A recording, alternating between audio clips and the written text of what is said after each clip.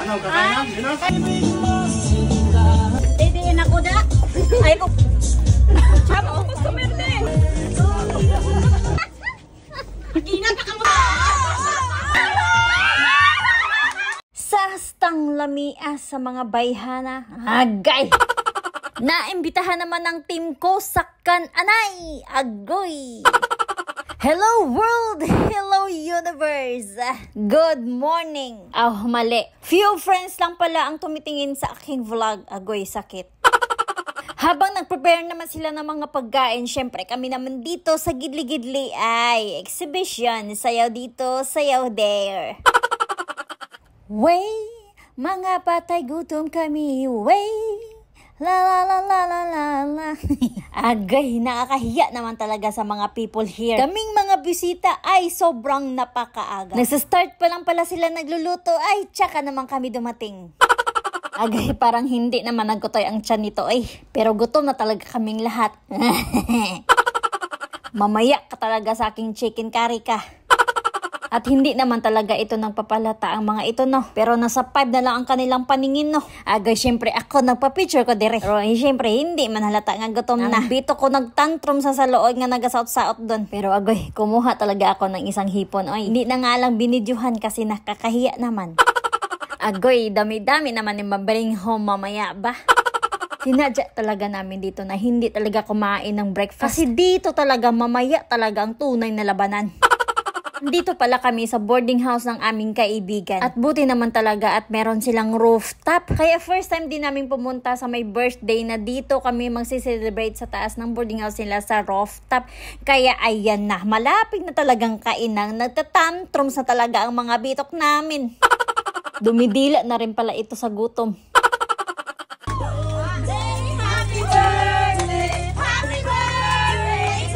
Dalawa nga sila ang may birthday ngayon kaya sobrang dami talaga ng pagkain. Grabe. This is it. Ito na talagang inaantay ng karamihan talaga.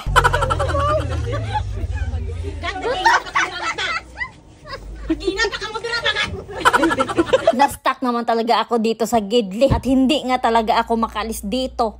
Tinginin nyo naman ang mga pagkain namin kinuha. Sobrang gutom na talaga ang bitok namin dito. At sa sobrang gutom ba naman, pinagtatapon na lang yung mga gamit kung saan-saan. Agoy, tinginin nyo naman, lahat talaga ng plato namin sobrang puno. Kawawa naman ito sila, oy. Parang takot talaga maubusan ng salad. Kaya humanda talaga ang may susunod na birthday nito. Huwag ka talaga mag-imbita ng kung sino-sino lang. Kasi sigurado sa amin palang kulang na yung handa mo. Agoy, ito naman si ate. Pupumilitin naman talaga na tatagay na. Siyempre sa unang bukas, ako ang unang tumagay. Hindi ka talaga makahindi dito ba? Kasi kahit yung mga kasama namin na hindi talaga uminom, mapapapainom na lang talaga ng wala sa oras. Kaya kung ayaw mo talaga uminom, humanda ka sa susunod na birthday, huwag ka na talagang pumunta. Asas, kung may kakadol-kadol lang ako, hindi talaga ako pupunta sa may birthday na tulad nito. Ay, pero joke lang, oy, pupunta talaga ako. Pero pagkatapos talaga kumain, uuwi na talaga ako kung may kakadol-kadol. Pero kung wala kakadol-kadol, agaw. Isa din pala to sa mga kaibigan namin talaga na hindi talaga umiinom. Kaya napapayas talaga yung kaibigan niya. Sa ilang taon ba naman sila magkakilala at magkasama, hindi talaga umiinom. Ngayon lang talaga. At ito namang isa, hindi rin to umiinom kasi nagpalpitate naman talaga. Pero wala kang choice kundi uminom ka talaga.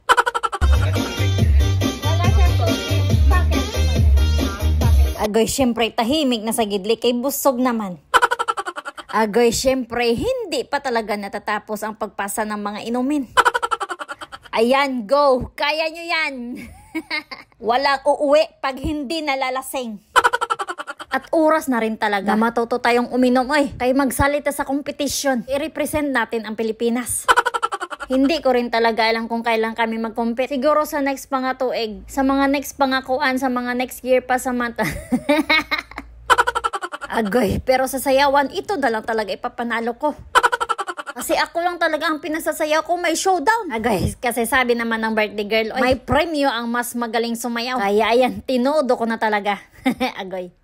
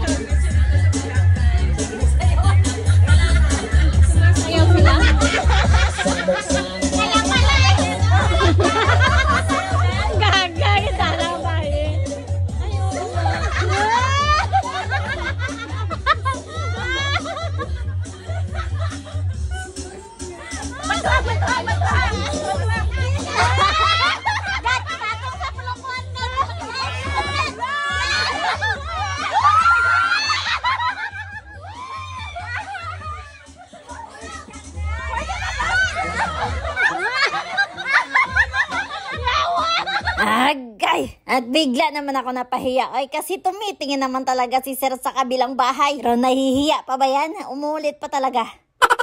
At nakita ko talaga si Sir na nagsarado ng kurtina sa bintana niya. Kasi nga lagi niya na talaga ako nakikita na sumasayaw dyan. Pero ito naman sa kabila na ewan ko kung anong lahi yan. Nahagit ko talaga sila sa pagsasayaw. Ay, hindi talaga tayo magpapatalo.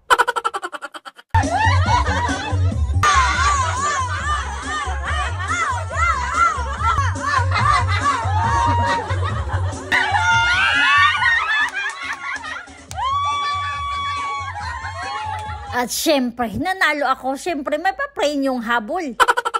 Agoy, tinulak nga nila ako dito no kasi lumabas na yung mag-showdown sa akin. Pero bakit? Natalo ko man, oy. Ayan, nabisi naman sila sa chika-chika, sa kachismis. Hindi talaga nila alam na magkakilala pala sila. Kasi nga, nag-iisang baryo lang pala sila. Agoy, umandar na nga ulit ang pagka-Pinoy. Na best in sayawan here, sayawan there. Kaya walang tigil talaga sa pagkakasayaw. Umaga, tanghali, hapon, gabi. Agoy. Okay lang yan ang papagod sa sayaw. Kami namang pagkain. Siyempre, habang nagsasayaw, kumakain.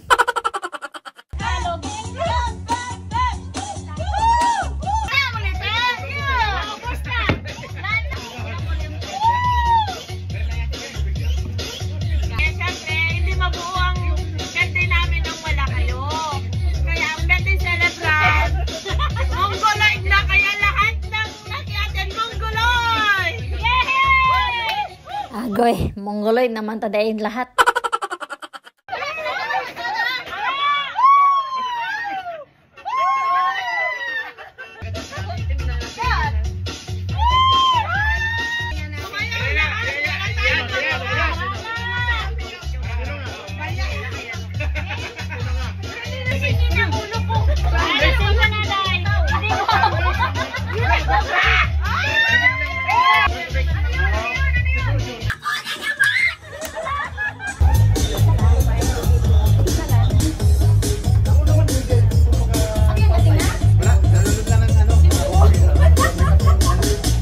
Simple reminder na tulad ng pag-akyat at paglubog ng araw, difficult times pass too. Bawat araw ay panibagong pagkakataon para magsimulang muli. Bawat araw ay panibagong ikaw. Everyone, remember this. When things feel hard, remind yourself that they won't last forever.